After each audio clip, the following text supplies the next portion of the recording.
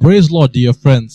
Praise Lord प्यारे दोस्तों, It's a great joy and honor to be present with you one more time. आपके साथ जुड़ने का फिर से एक अवसर मिला, इसलिए मैं बहुत ही खुश हूँ।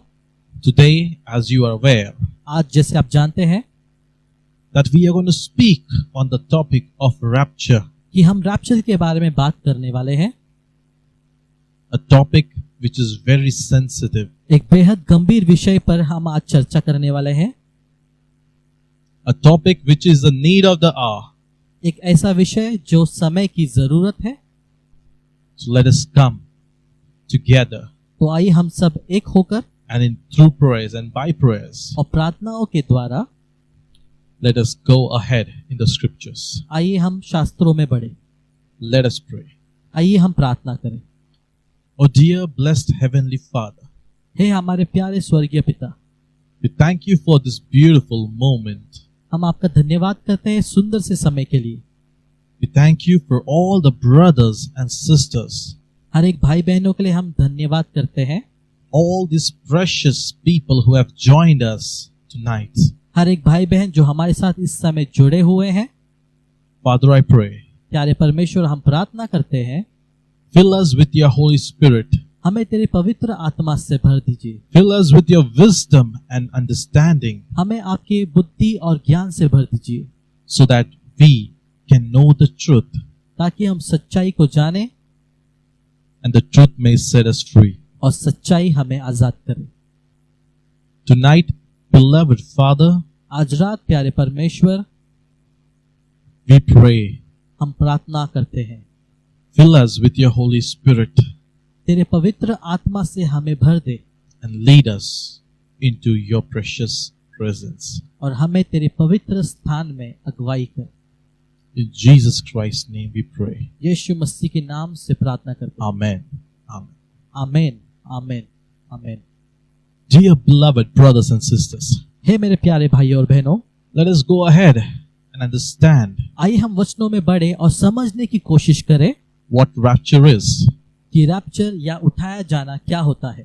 Rapture is basically divided into three different parts.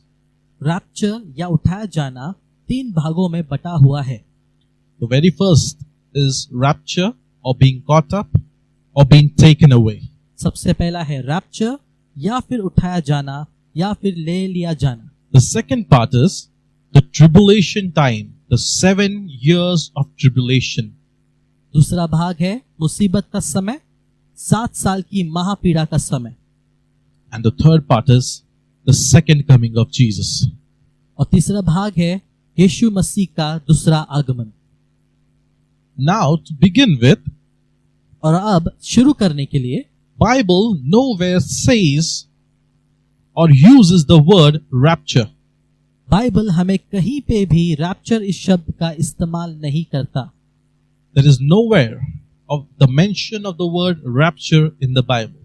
Bible में कहीं पे भी रैप्चर लिखा हुआ नहीं है, But as a reference, लेकिन हमारी जानकारी के लिए God has given us the beautiful book of Revelation. परमेश्वर यीशु मसीह ने हमें प्रकाशित वाक्य का बेहद सुंदर किताब दिया है To understand his coming ताकि हम उसके आगमन के बारे में जान सकें and to be prepared. और तैयार हो सकें। Now, there are three popular or famous theories based on rapture. Rapture या फिर उठाया जाने को लेकर तीन मशहूर सिद्धांत कहे गए हैं। The very first is सबसे पहला है pre-tribulation rapture. मुसीबत के समय से पहले रैप्चर या फिर उठा लिया जाना। This theory इस सिद्धांत में deals or says हमें बताया जाता है कि that there is going to be a pre-tribulation rapture, मुसीबत के समय से पहले रैप्चर होगा, or in other terms, will be taken away or will be caught up in the clouds with the Lord. अथवा उठा लिए जाएंगे या फिर परमेश्वर के साथ बादलों में ले लिए जाएंगे। This is going to be an event ये एक ऐसा घटना होगा where the church, the body of the Christ, जहाँ पे परमेश्वर की कलीसिया को would be caught up उठा लिया जाएगा by the Lord himself. परमेश्वर यीशु मसीह के द्वारा, and we are going to go. We are going to vanish in a moment. और हम सब एक क्षण में गायब हो जाएंगे। The believers of this theory इस सिद्धांत पर विश्वास करने वाले emphasizes on a pre-tribulation rapture or Christ coming before the tribulation time.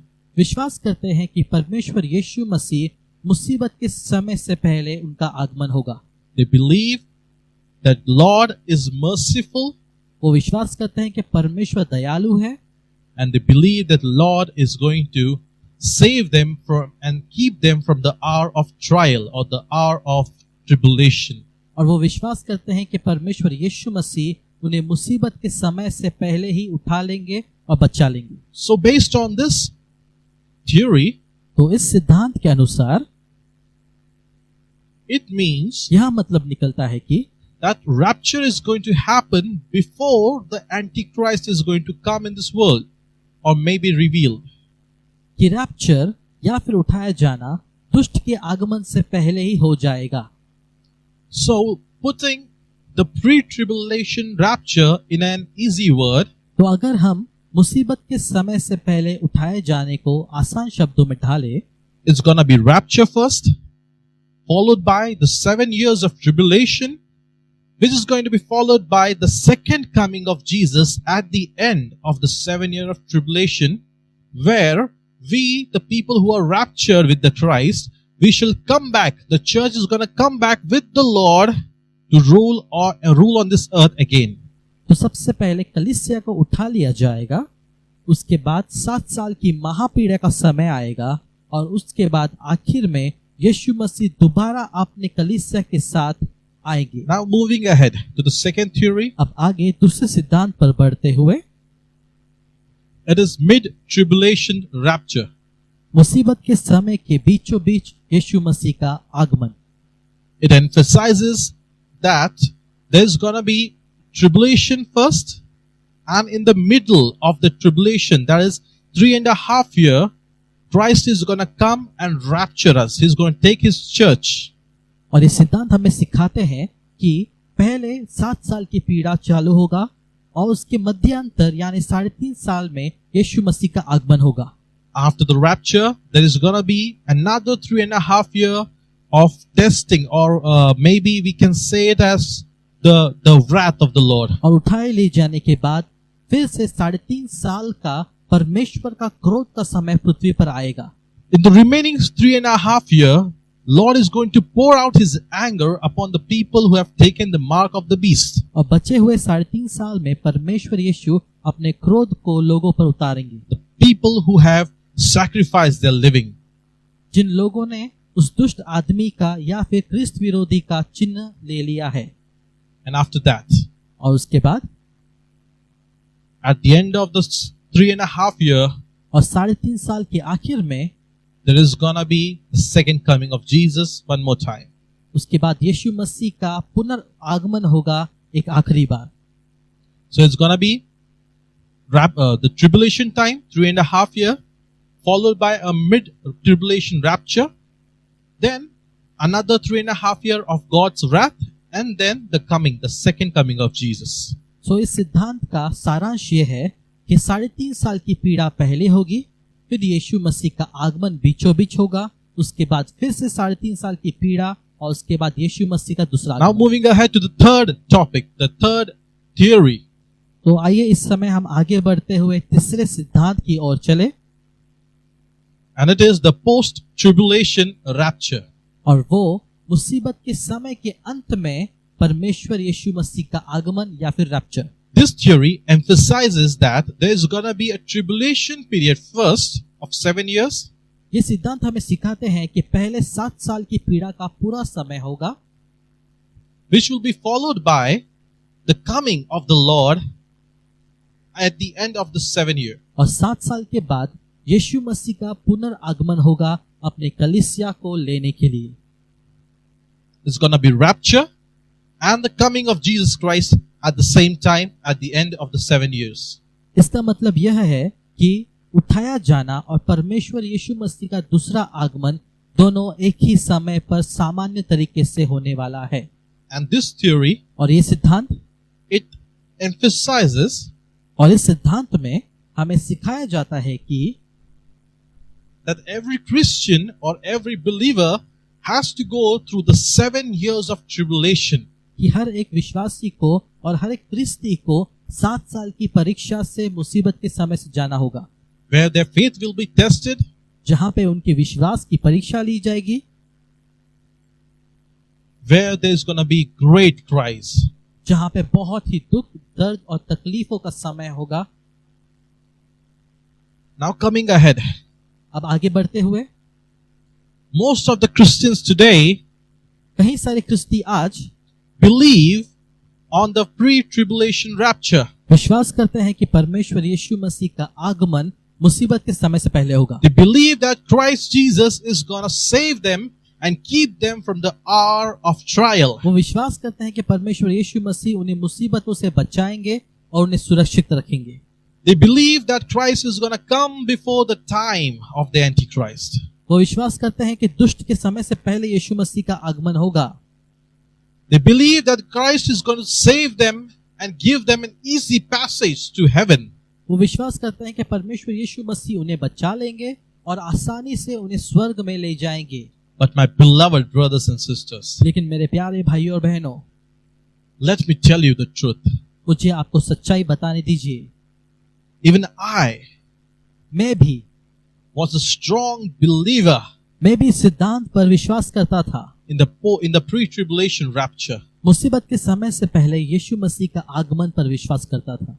Since my childhood, मेरे बचपन से लेकर I had always been taught मुझे हमेशा सिखाया गया था कि that there is going to be a rapture before the coming of the Antichrist. उस क्रिस्त विरोधी के आने से पहले यीशु मसीह का आगमन होगा और हमें ले जाया जाएगा। And I always believed it that way.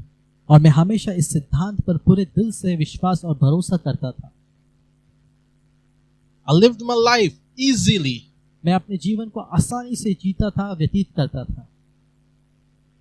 And believing this pre-tribulation rapture theory, और मुसीबत से पहले यीशु मसीह के आगमन के सिद्धांत पर विश्वास करके had put in me a lot of ignorance.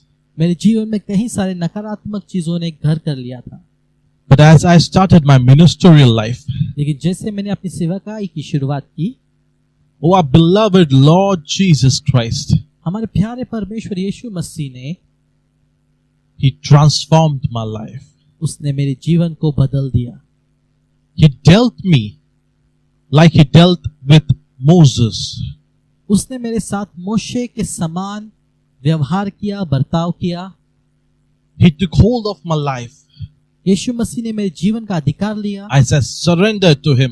और जैसे मैंने अपना जीवन उसके हाथों में सौंप दिया, He changed my ground. उसने मेरी जमीन को हमेशा के लिए बदल दिया। He brought me to a new place. उसने मुझे एक नए स्थान पर, एक नए जगह पर लाया। He took me through all the times of troubles and trials. उसने मुझे हर एक मुसीबतों से, हर एक गहराइयों से ले चला। But let me tell you something. लेकिन मुझे आपसे कुछ बताना है। Even in the midst of those troubles and trials, उन मुसीबतों के और संकटों के बीच में भी, even in the midst of those toughest times of my life, उस बहुत ही मुसीबतों से भरे हुए समय के बीच में भी Christ was always there with me. यीशु मसीह हमेशा मेरे साथ रहता था और रहता है। He held my hands उसने मेरे हाथों को थामा and made me walk with Him. और मुझे उसके पीछे चलने पर मजबूर किया, चलना सिखाया। He taught me His mysteries, His heavenly mysteries. उसने उसके स्वर्गीय गुप्त बातों को, रहस्यों को प्रकट किया। He showed me all the heavenly knowledge. उसने मुझे उसके स्वर्गीय बुद्धि और ज्ञान को प्रकट किया। And one fine night, और एक रात He showed me a very shocking dream. उसने मुझे एक बहुत ही आश्चर्यचकित करने वाला सपना दिखाया, जिसने मुझे हिला दिया।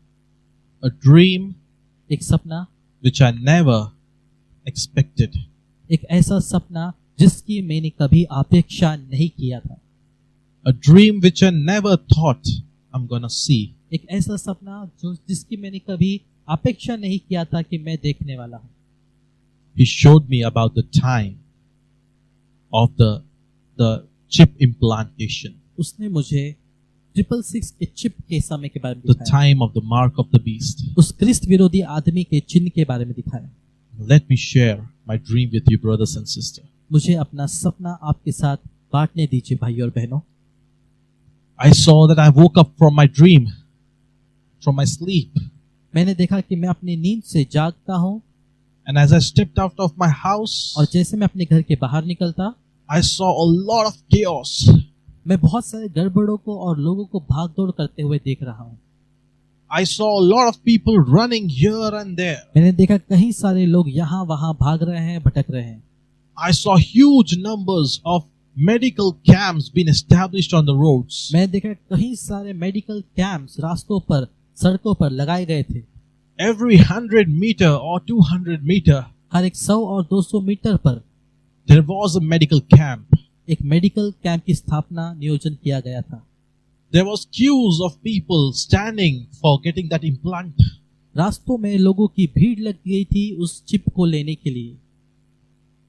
It was as if people had forgotten that they should not take that chip.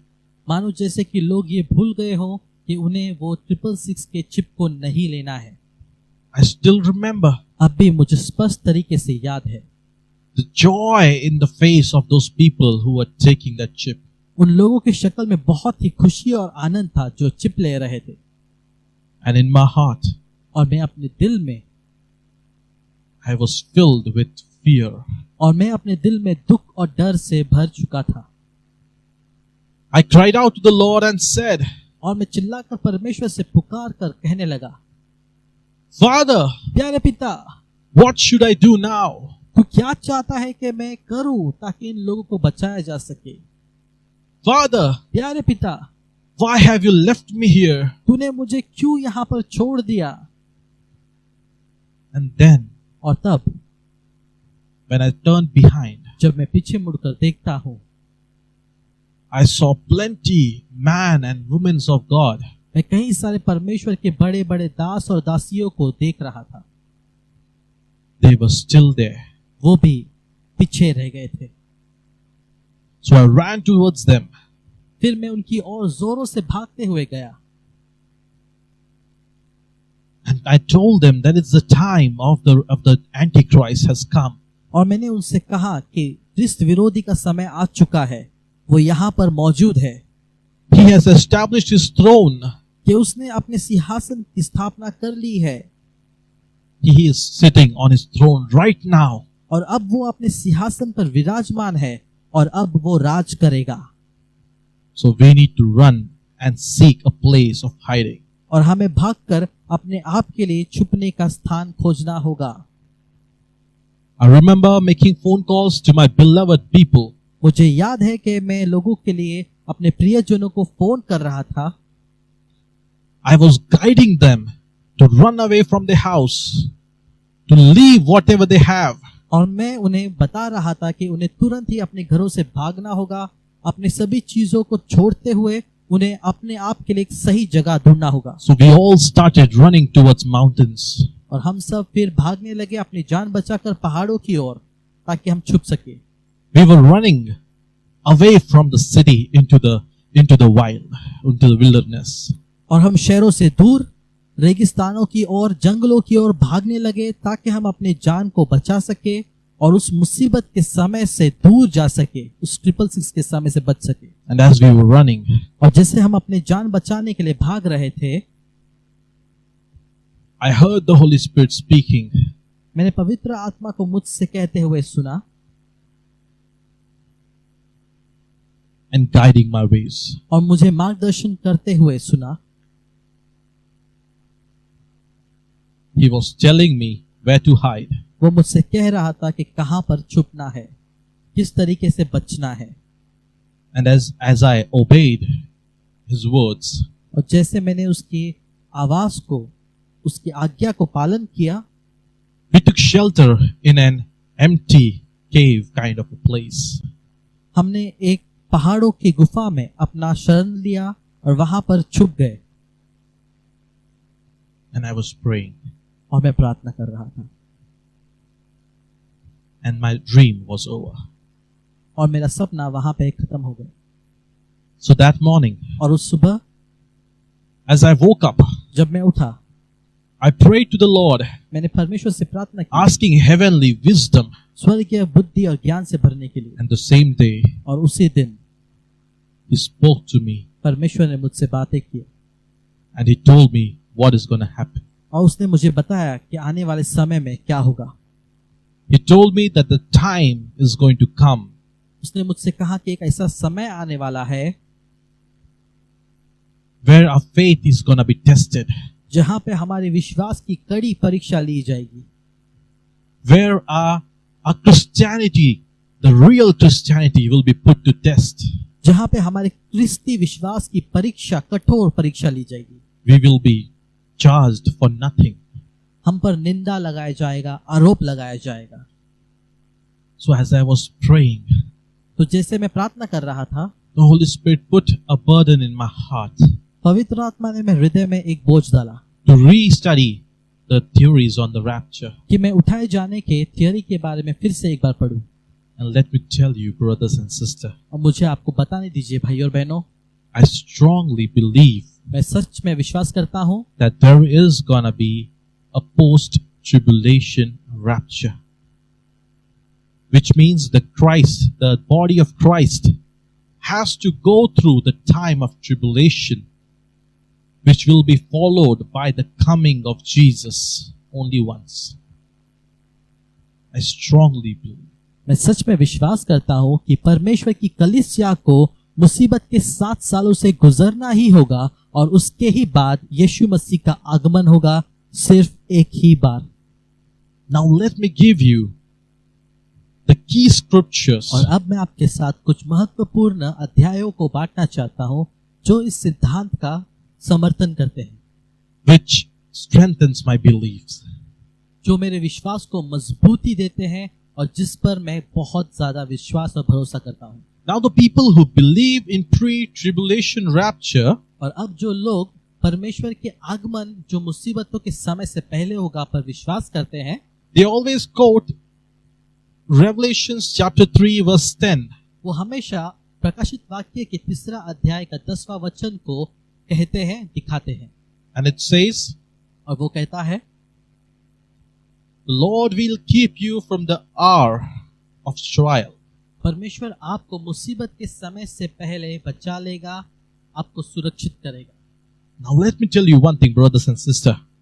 अब मैं आपसे कुछ कहना चाहता हूं मेरे प्यारे भाइयों और बहनों। The word used here is keep you from. इस अध्याय में जिस शब्द का इस्तेमाल किया गया है वो है कि परमेश्वर आपको रखेगा, And it doesn't necessarily mean rapture. और ये जरूरी नहीं कि इसका मतलब परमेश्वर रैप्चर कहता है। There are plenty other things that can possibly happen. कई सारे और अलग अर्थ इस शब्द के निकाले जा सकते हैं, कई सारे और मतलब बन सकते हैं। It is possible that God may take you away from this world or put you to sleep before this time. ये हो सकता है कि परमेश्वर आपको समय से पहले उठा लेंगे या फिर आपको शांति की नींद में सुला देंगे, जिससे हम मृत्यु कहते हैं। It is possible that God is going to take you away from this time by putting you to death. ये हो सकता है कि परमेश्वर यीशु मसीह आपको शांतिपूर्वक तरीके से अच्छी निद्रा में सुला देंगे, जिसको हम मृत्यु भी कहते हैं। Or it is even possible that He is going to keep you safe and sound in this time of trouble. या फिर ये भी हो सकता है कि उस मुसीबत के 7 सालों में परमेश्वर आपको सुरक्षित रखेंगे और बचाए रखेंगे। When we read the Old Testament, जब हम जूने करार को, जूने अध्याय को जब हम पढ़ते हैं, we see a peculiar character of Jesus Christ. हम यीशु मसीह का एक सुंदर सा और एक अनोखा स्वभाव को देखते हैं, That He never took away His fellow disciples or His fellow beloved people from the time of trouble. यीशु मसीह ने कभी भी अपने प्रिय जनों को या प्रिय शिष्यों को या जो लोग उस पर विश्वास करते हैं उन्हें मुसीबतों से दूर नहीं ले गए। But the beauty is, लेकिन परमेश्वर की सुंदरता यह है, He came down from heaven and was standing with them in the time of their trouble. कि परमेश्वर खुद स्वर्ग से नीचे पृथ्वी पर उतर आए और उन लोगों के साथ उनकी मुसीबतों में शामिल हुए। Let's imagine about Shadrach, Meshach and Abednego. Shadrach, Meshach और अबेदनगो के बारे में एक बार सोचिए। As these three young men were put into a burning furnace, जब इन तीनों जवान लोगों को उस जलते हुए भट्टी में फेंका गया था ताकि उन्हें जलाकर मृत्यु दंड दिया जाए, they were put to test because of their faith in Christ. उन्हें परीक्षा में डाला गया था। उनके विश्वास को लेकर उनकी परीक्षा ली गई थी। They were put to test because they denied bowing down before the great statue of Nebuchadnezzar. उन्हें परीक्षा में डाला गया था क्योंकि उन्होंने नबूकदनेस्सर की मूर्ति के सामने झुकने से मना कर दिया। But there we see something very beautiful. लेकिन यहाँ पर भाइयों और बहनों, हम कुछ बेहद ही सुंदर और बेहद ही अनोखी चीज को देखते हैं। Lord did not take them away from that burning furnace, परमेश्वर ने उन्हें इस जलते हुए अग्नि से भरे हुए भट्टी से दूर नहीं ले गए, but the Lord came down there with them. लेकिन परमेश्वर उनके साथ उस भट्टी में शामिल हो गए। Oh, let me tell you, brothers and sisters, मुझे आपको बताने दीजिए प्यारे भाई और बहनों, the Lord covered them. प्यारे परमेश्वर ने उन्हें ढक लिया था। The Lord kept them safe. परमेश्वर ने उन्हें सुरक्षित अपने बाहों में ढक लिया था। Same thing happened in the time of Daniel the prophet. इसी प्रकार दानियल भविष्यवक्ता के समय भी हुआ, When he was tried for his obedience towards worshipping the Lord. जहाँ पे उनकी परीक्षा ली गई क्योंकि वो परमेश्वर की आराधना कर रहे थे। He was put in the den of the lions, chamber full of lions. उन्हें शेर की गुफा में, भूखे शेरों की गुफा में उन्हें फेंक दिया गया था। But the Bible nowhere says लेकिन मेरे प्यारे भाई और बहनों, पवित्र शास्त्र कहीं पर भी ये नहीं कहता है कि that the Lord took him away from that den or saved him from the den. कि परमेश्वर ने दानियल को उस शेर की गुफा से बचा लिया था या वहां से उससे भगा कर ले गया। It says that Lord was there with him in the den. और बाइबल कहता है कि यीशु मसीह दानियल के साथ शेर की गुफा में The थे Lord shut the mouths of the lion. और परमेश्वर यीशु मसीह ने उन शेरों की मुंह को बंद कर दिया। Dear beloved brothers and sisters, मेरे प्यारे भाइयों और बहनों, I don't want you to be ignorant, मैं नहीं चाहता कि आप इस बात को हल्के में ले या अनजान रहे, but I want you to understand लेकिन मैं चाहता हूं कि आप इस बात की गहराई को समझे that a Christian life is full of sacrifices and full of carrying the cross. कि एक ख्रिस्ती इंसान का जीवन पूरी तरह से मुसीबतों से भरा हुआ होता है और उसे मुसीबतों के बीच में यीशु मसीह के क्रूस को उठाकर चलना होता है, उससे जुड़ा होना होता है। A Christian faith is not enjoying the worldly stuffs or the worldly things, एक ख्रिस्ती विश्वास दुनियादारी को एंजॉय करना या फिर दुनियादारी में बने रहना नहीं होता है, but it is staying in the world and teaching the worldly people the way of Christ. लेकिन उसका असली मतलब दुनिया में रहते हुए दुनिया के लोगों को यीशु मसीह के सुवार्ता को बताना होता है। My dear beloved brothers and sisters, हे मेरे प्यारे भाइयों और बहनों, you need to understand that Christ came from heaven to this earth just to show us the way. हमें ये जानना बेहद जरूरी है कि परमेश्वर यीशु मसीह स्वर्ग से पृथ्वी पर आए ताकि वो हमें जीने का तरीका बता सके। He set an example of how to live a life meaningful and worthy for the Lord. वो आए ताकि हमें एक उदाहरण दे सके कि इस पृथ्वी पर रहते हुए किस प्रकार से हमें परमेश्वर को खुश करते हुए अपने जीवन को बिताना है, व्यतीत करना है। Nowhere in the Bible it says that God made a way for them to escape or to run away from the situation.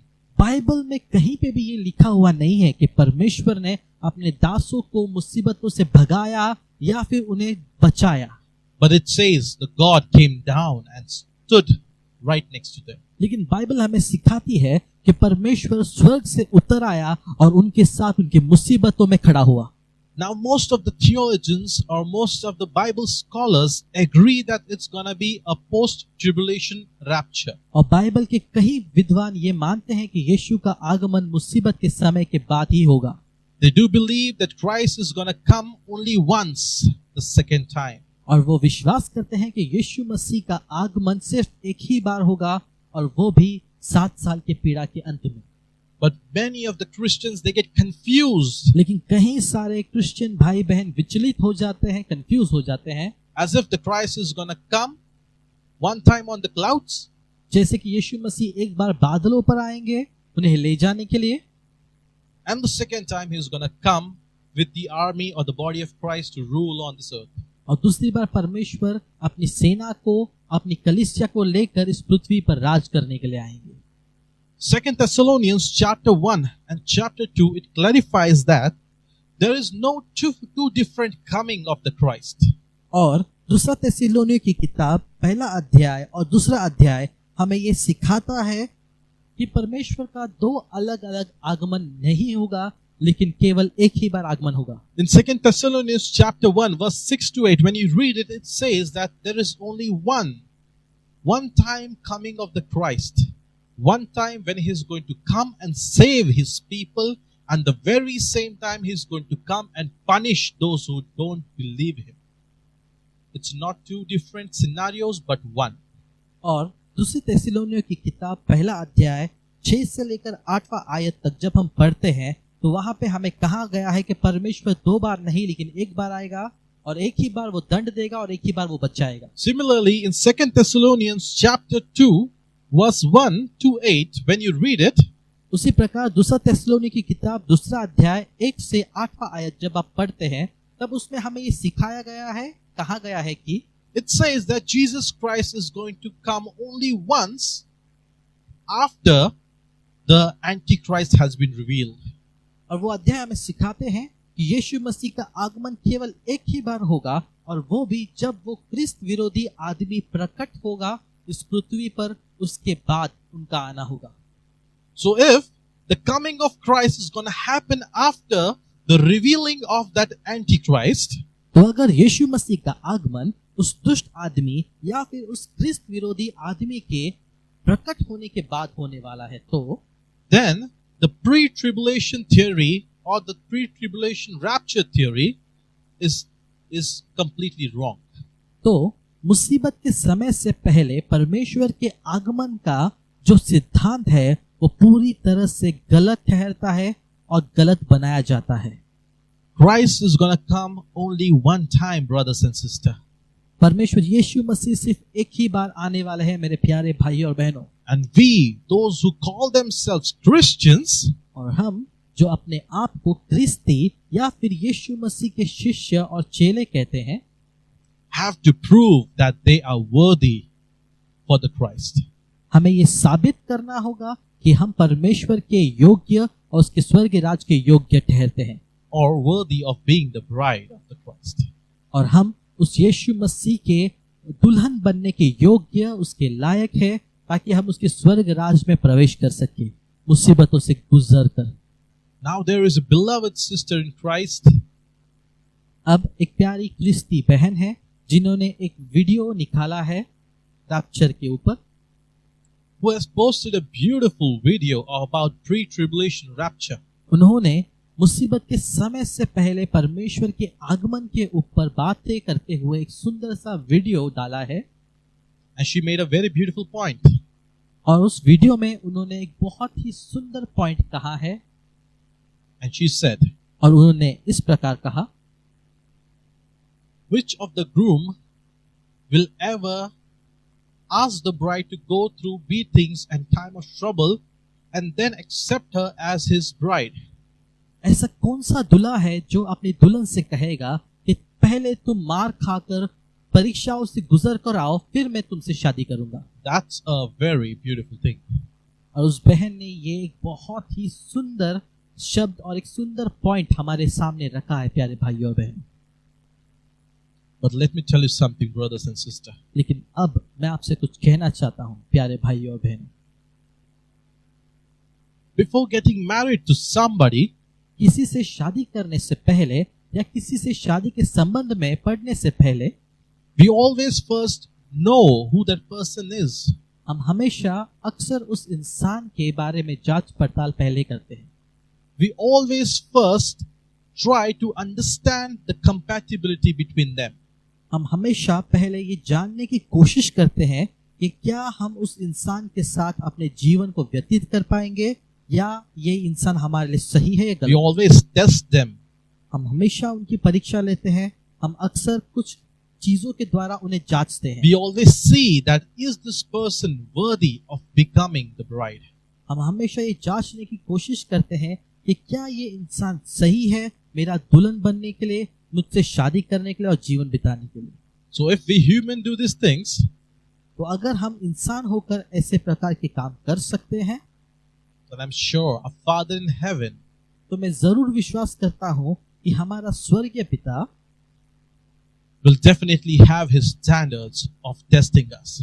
उनके पास भी जरूर उनके योग्य परीक्षा लेने का हक अधिकार Now होगा। let me tell you something.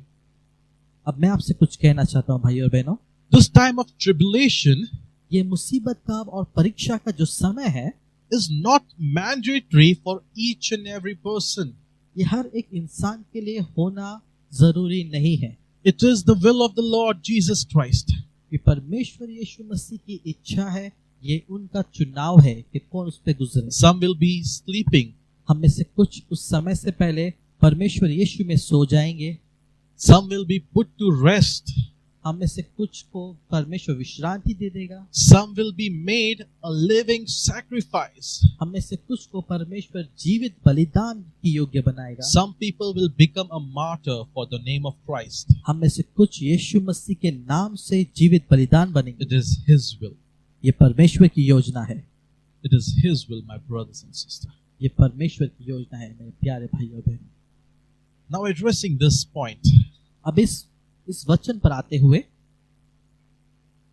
most of the people, they believe that Christianity has always been under attack, has always been going through the time of tribulation since its inception.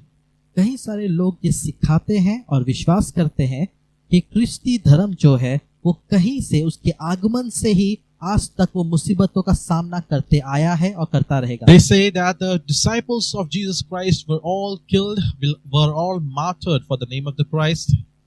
वो कहते हैं कि परमेश्वर के हर एक शिष्य यीशु मसीह के नाम से जीवित बलिदान बने, उन्हें मारा गया, उनका छल किया गया और उन्होंने अपने प्राण को गवा दिया। So we are already going through the time of tribulation. That's what they say. और वो कहते हैं कि हम पहले से ही मुसीबतों का समय से गुजर रहे हैं। But let me quote a verse from Matthew chapter 24, verse 21.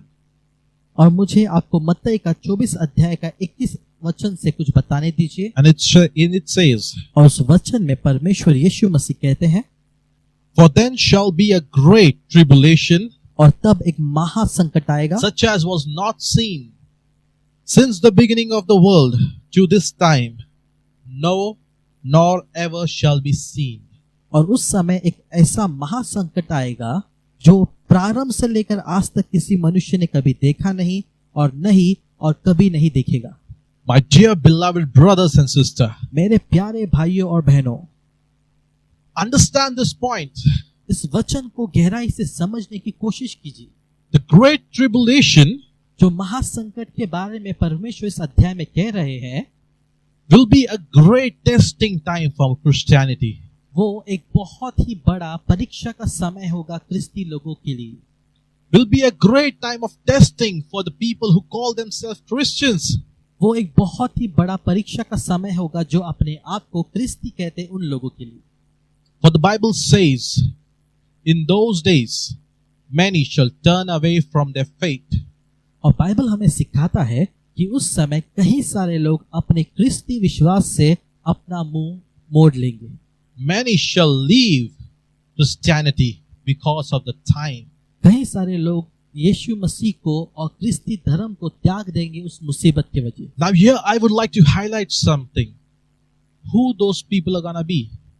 यहाँ पर मैं आपको कुछ दिखाना चाहता हूँ कि वे लोग जो परमेश्वर को छोड़ देंगे वो कौन हैं। I strongly believe that in those days, in those times, मैं पूरे दिल से विश्वास करता हूँ कि उस समय में suppose if the rapture didn't happen, मान लीजिए अगर रैप्चर या उठाया जाना नहीं हुआ तो So the people who believe in the pre-tribulation rapture theory, तो जो लोग मुसीबत के समय से पहले रैप्चर पे विश्वास करते हैं, which sadly is most part of the Christianity, जो अधिकांश ख्रिस्ती लोग हैं जो विश्वास करते हैं, will all be shattered and heartbroken.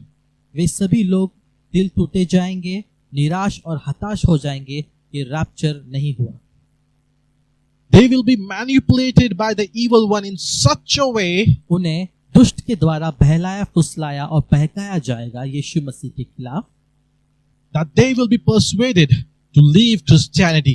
कि वे अपने मर्जी से ख्रिस्ती धर्म को त्यागने के लिए मजबूर हो जाएंगे। And most of them, by their own will leave Christianity. और उनमें से कई सारे लोग अपने मर्जी से, अपनी इच्छा से ख्रिस्ती धर्म छोड़ देंगे। They will walk in the ways of the evil one. वो उस दुष्ट आदमी के कहने पर, इशारों पर चलने लगेगी। They will start blaming the Lord. वो यीशु मसीह पर आरोप इल्जाम लगाने का, निंदा लगाने का शुरुआत करेंगे। And they will start saying, I had lived a life of righteousness not to enter this moment. और वो अपने आप से कहने लगेंगे कि मैंने अपना पूरा जीवन यीशु मसीह के धार्मिकता में बिताया ताकि मैं इस समय में, इस परीक्षा की मुसीबत के समय में ना पड़ूं। But see, the rapture had already happened and Christ has not taken us. लेकिन देखो, परमेश्वर यीशु मसीह आकर चले गए, लेकिन उन्होंने हमें नहीं लेके गए। So therefore there is no point in believing Christ is going to save us. और इसलिए यीशु मसीह हमें बचाएंगे, ये सोचना बेवकूफी होगा। But my beloved brothers and sisters, लेकिन मेरे प्यारे भाइयों और बहनों, you need to face the facts. आपको सच्चाई का सामना करना बेहद जरूरी है। Our Lord Jesus never said that it's going to be easy. हमारे परमेश्वर यीशु मसीह ने ये नहीं कहा कि आसान होगा। He never said that following him is going to be an easy task. उन्होंने नहीं कहा कि उनके पीछे चलना आसान होगा। He never said that going to heaven is going to be easy. उन्होंने ये नहीं कहा कि स्वर्ग जाना आसान होगा। But this is what he said. लेकिन यीशु मसीह ने ये हमसे कहा, He said that narrow is the way Sakra रास्ता है that leads to heaven. जो स्वर्ग को ले चलता है। My beloved brothers and sisters, मेरे प्यारे भाई और बहनों, be not deceived. ठगे मत जाओ, Be not flattered. मूर्ख मत बनो, Be not confused by the words of the enemy. शैतान के शब्दों के द्वारा कंफ्यूजन में मत पड़ो। I don't blame the fellow Christian leaders, मैं अपने प्यारे क्रिस्ती पासबानों पर कोई आरोप नहीं लगाता, nor do I have to blame on them. ना ही मैं उन पर कोई आरोप या कोई उनकी कोई निंदा करता हूँ। But Bible says everyone has been given a measure of faith. लेकिन परमेश्वर हमसे कहता है कि हम सबको विश्वास की मात्रा दी गई है, And according to their measure of faith, they receive wisdom. और उनके विश्वास की मात्रा के अनुसार उन्हें स्वर्गीय बुद्धि और ज्ञान दिया गया है। Oh, the evil one is a deceiver, वो शैतान दुष्ट है, a great deceiver of the elected. वो एक बहकाने वाला और ठगने वाला दुष्ट है। He comes to steal वो आता है चोरी करने, the Christian people. क्रिस्ती लोगों के समय को और क्रिस्ती लोगों को चुराने के लिए वो आता है। Now regarding the hardships that we have to go through, अब जो मुसीबतों का सामना हमें करना पड़ेगा उसके बारे I में don't want you to be afraid. मैं नहीं चाहता कि आप डर से भयभीत हो जाएं। I don't want you to be shattered or broken. मैं नहीं चाहता कि आप टूट जाए या बिखर जाए, But I want to encourage you to look upon the Lord, लेकिन मैं आपको उत्साहित करना चाहता हूँ कि आप परमेश्वर की ओर नजर for लगाएं, His grace is sufficient for us. क्योंकि उसकी करुणा सदा की है। He has promised in Revelation chapter 3 verse 12, verse 10, He said, यीशु मसीह ने प्रकाशित वाक्य का 3 अध्याय 10वां वचन में कहा है that He is going to keep us away from the time of trouble. कि वो हमें मुसीबतों के समय से बचाएगा।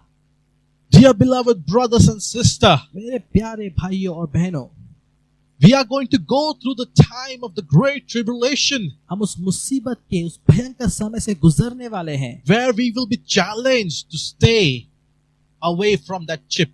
जहां पे हमारी परीक्षा ली जाएगी ताकि हम उस 666 के चिप से दूर रहें। It's not going to be easy, ये आसान नहीं होगा,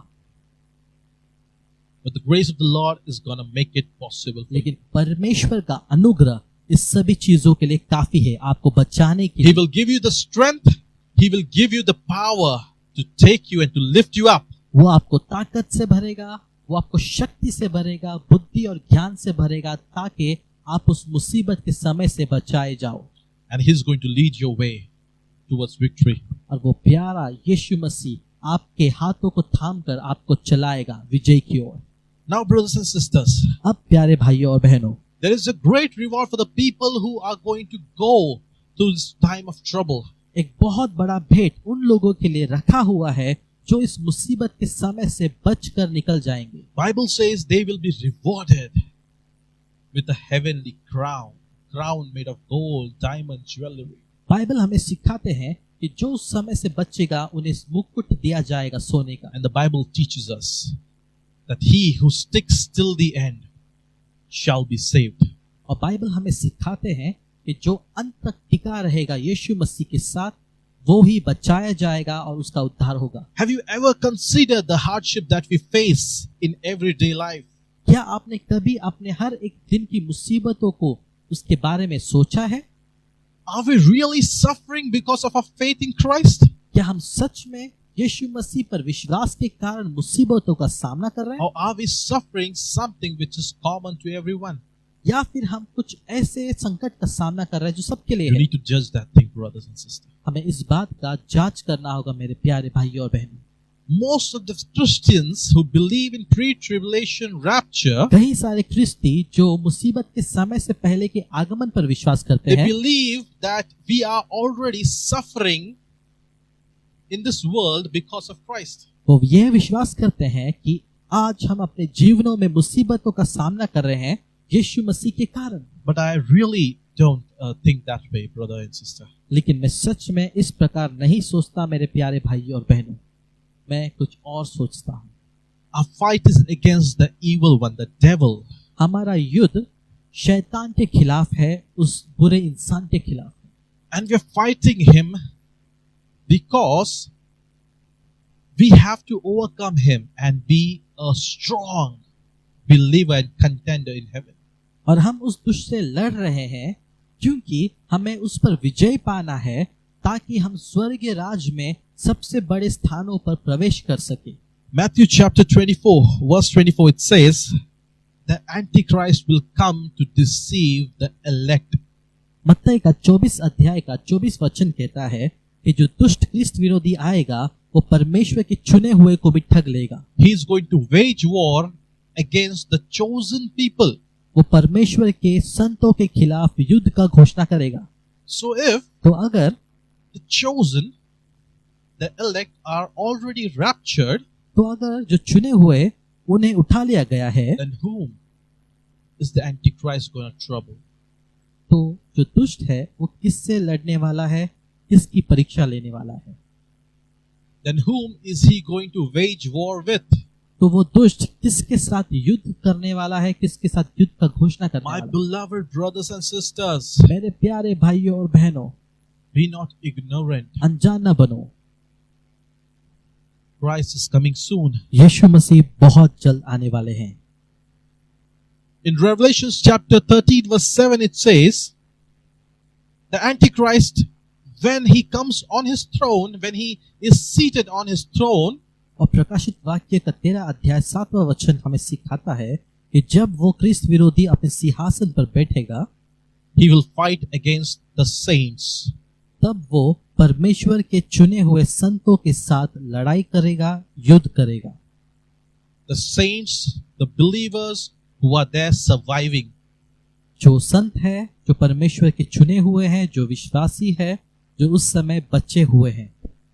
So all these scriptures are evident and a clear proof तो ये सभी वचन मेरे प्यारे भाइयों और बहनों एक क्लियर स्पष्टीकरण है, उदाहरण है that it's not going to be a pre-tribulation rapture, but a post-tribulation rapture. कि मुसीबतों से पहले रैप्चर नहीं होगा, लेकिन मुसीबत के बाद रैप्चर होगा। We all have to go through the time of the trouble.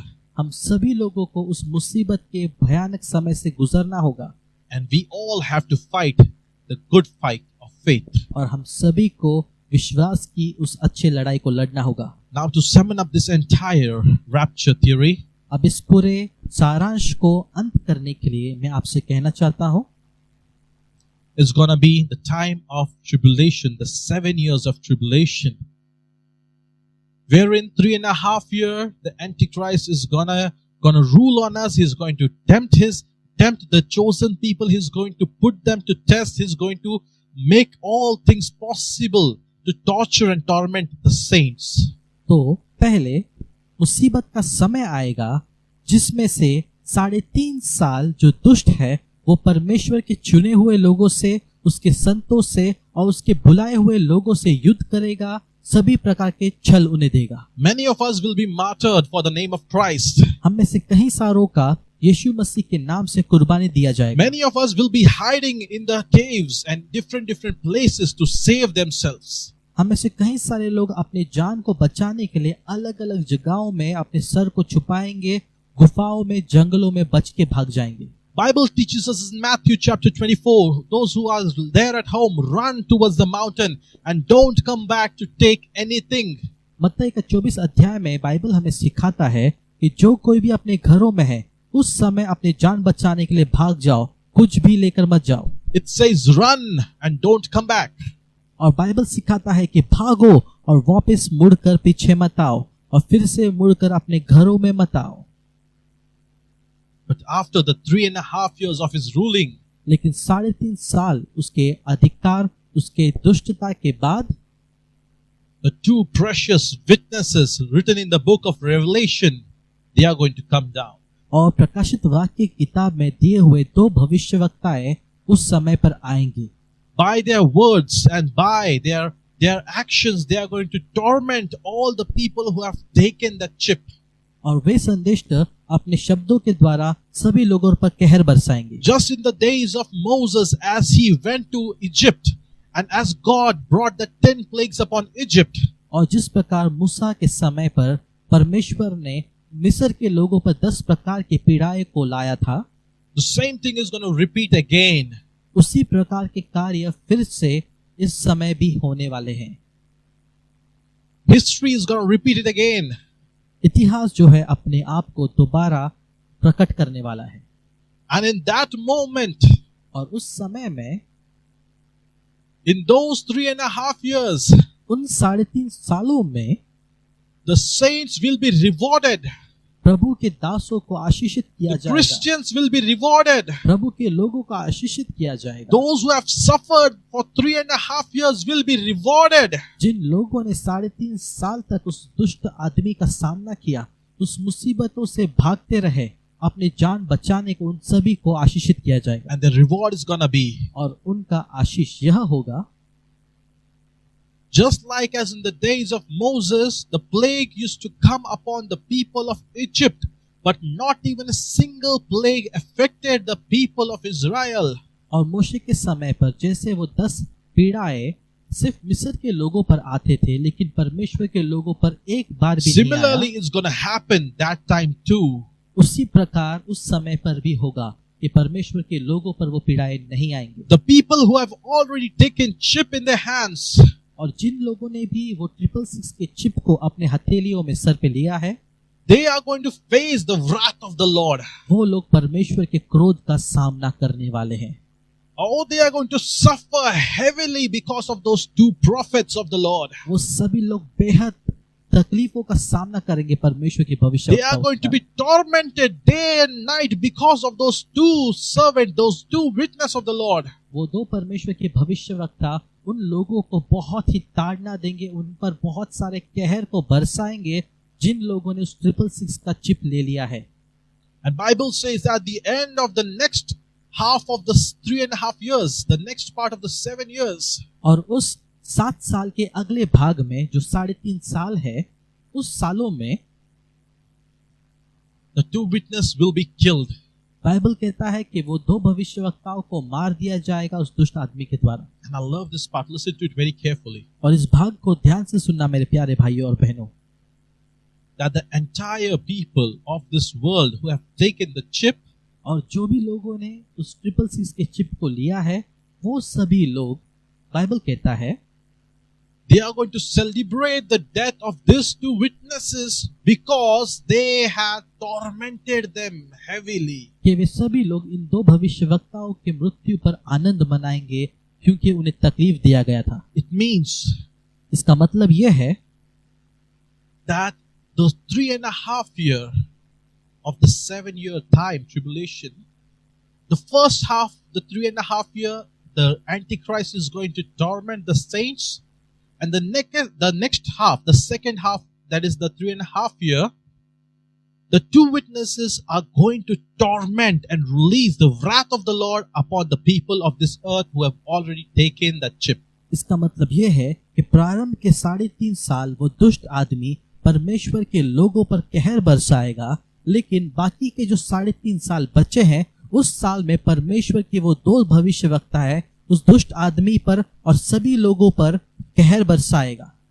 And after all this, at the end of the 7 years time frame, और ये सभी चीजों के पूर्ण होने के बाद उस 7 साल के आखिर में जब सभी चीजें, सभी मुसीबतों खत्म हो जाएंगे, तब a blessed Lord Jesus Christ is going to come on the mountain, on the cloud. He's going to come. He's going to step his foot on the mountain of olives. तब हमारा प्यारा परमेश्वर यीशु मसीह बादलों पर आएगा और उस पहाड़ पर, जैतून के पहाड़ पर अपना पैर को रखेगा और इस पृथ्वी पर राज करेगा। And the angels of the Lord are going to take us away with him. और तब परमेश्वर के स्वर्गदूत हमें उठाकर ले जाएंगे हमारे यीशु मसीह के साथ उसके पास।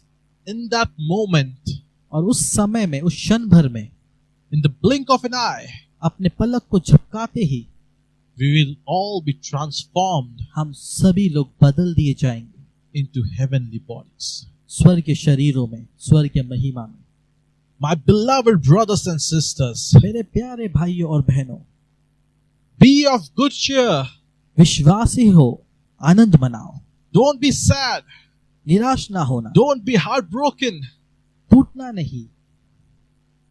The Lord is merciful. हमारा परमेश्वर दयालु है।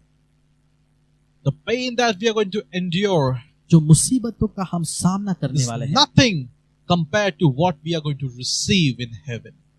वो कुछ भी नहीं उस महिमा के सामने जो हमें स्वर्ग में मिलेगा। Be not ignorant. अनजान मत बनो, नकारात्मक चीजों को छोड़ दो। We still have time to change. हमारे पास आज भी समय है बदलने के लिए प्रभु के अनुसार, And we together can make it happen. और हम मिलकर अपने आप को बदल सकते हैं यीशु मसीह के लिए। I hope you people all have understood this sermon. मैं विश्वास करता हूं कि आप सभी भाई बहनों को आज का ये वचन परमेश्वर के आगमन के बारे में और उठाए जाने के बारे में समझ में आया है, And you people are going to take it seriously. और आप सभी लोग इस वचन को बेहद गहराई से और सच्चाई के साथ ग्रहण करने वाले हैं, स्वीकारने वाले हैं, Because the time of the Christ is at hand. क्योंकि परमेश्वर का आगमन का समय बहुत नजदीक है, निकट है। Join us tomorrow again कल फिर से एक बार हमारे साथ जुड़िए परमेश्वर के वचन के लिए, to know how much exactly time is left for us. ताकि हम ये जान सके कि हमारे पास कितना समय बाकी है प्रभु के आगमन के लिए, To know how much soon the Christ Jesus is going to return. ताकि हम ये जान सके कि कितना जल्दी यीशु मसीह फिर से आने वाला है, And how soon the time of the testing or the time of great tribulation is going to come. और ये जानने के लिए कि समय परीक्षा का कितना निकट है। I hope to see you all tomorrow again. मैं विश्वास करता हूँ आप सबसे कल मिलने के लिए। And feel free to message me on the numbers given on the screen, आप हमें मैसेज कर सकते हैं जो नंबर्स आपके स्क्रीन पर or दिखाए to गए हैं, email us on the email address given below या फिर आप हमें ईमेल भी कर सकते हैं for any doubts and any queries regarding rapture. अगर आपको कोई भी शंका या परेशानी है रैप्चर को लेकर। I would love to help you all. मैं आपकी मदद करने के लिए खुश होऊंगा। God bless you all and have a blessed day ahead. The peace of the Lord Jesus Christ be on you. परमेश्वर आप सभी को आशीषित करे और आपको शांति से भरे, ताकि आप परमेश्वर के वचनों में और बढ़ सके, अपने आप को पश्चातापी हृदय के साथ प्रभु के हाथ में समर्पित कर सके। Join us tomorrow.